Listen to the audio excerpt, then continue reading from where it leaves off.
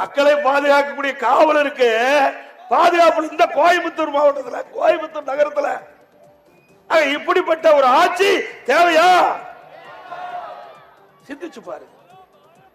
ஏனென்றால் மக்களை பாதுகாக்கக்கூடிய ஆட்சி அதிமுக ஆட்சி. அது வருகின்ற சட்டமன்ற தேர்தலில் அனைத்து இந்திய அண்ணா திராவிட முன்னேற்ற கழகம் வெற்றி பெற்று மக்களை கண்ணை எமிகாப்பதை போல எங்களுடைய அரசு பாதுகாத்தது. அம்மா இருக்கின்ற போதும் பாதுகாத்தார். இன்றைக்கு திராவிட முன்னேற்ற கழகம் ஆட்சிக்கு வந்து 50 மாத காலம் ஆகிறது. அந்த 50 மாத காலத்தில் விலைவாசி உயர்வு கொஞ்சம் நஞ்சம் இல்ல. வந்திருக்கிற தாய்மாரெல்லாம் குடும்ப தலைவிகள் அரிசி என்ன விலை சிந்திச்சு பாருங்க. அனைத்து இந்திய அண்ணா திராவிட முன்னேற்ற கழகம் ஆட்சி இருக்கின்ற பொழுது குறைந்த விலையில் கிடைச்சது. இப்போ ஒரு லிட்டருக்கு ஒரு கிலோவுக்கு 20 ரூபாய் உயர்ந்திருக்கிற அரிசி விலை. அரிசி எல்லாம் வாங்கி பயன்படுத்தி தான் வேற வழி இல்ல. விலைவாசி விண்ணை முட்டிக்கிட்ட அளவுக்கு உயர்ந்திருக்குது. மின் கட்டணம் கேட்க வேண்டியதே இல்ல. கரண்ட் தொட்டாத்தான் ஷாக் அடிக்கும். கரண்ட் பில்ல கேட்டாவே ஷாக் அடிக்குது.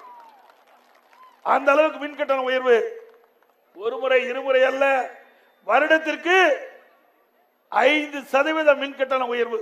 தொடர்ந்து 5 வருஷத்துக்கு மின் கட்டண உயர்வு என்று அறிவிக்கப்பட்டு கடந்த 3 ஆண்டுகளாக ஒவ்வொரு வருடம் 5% மின் கட்டணம் உயர்ந்து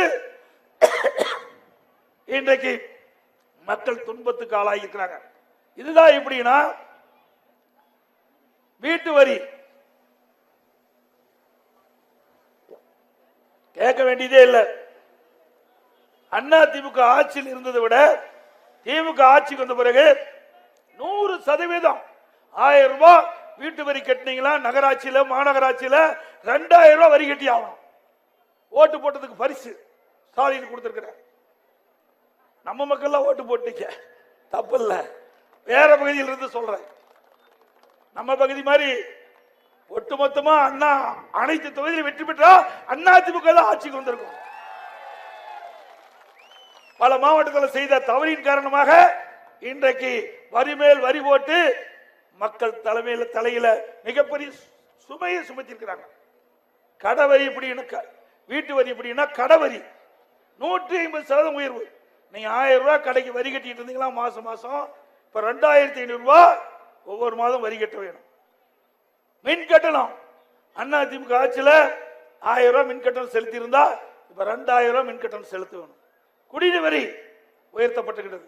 போதாதுக்கு குப்பைக்கு வரி போட்ட ஒரே அரசாங்கம் நம்முடைய ஸ்டாலின் அரசாங்கம் தான். இனிமேல் குப்பை அரசாங்கம் சொல்லிடலாம். இந்த அரசாங்கம் அப்படித்தான் இருக்குது. குப்பைக்கு வரி போட்டார். ஆக வரி போடாததே கிடையாது.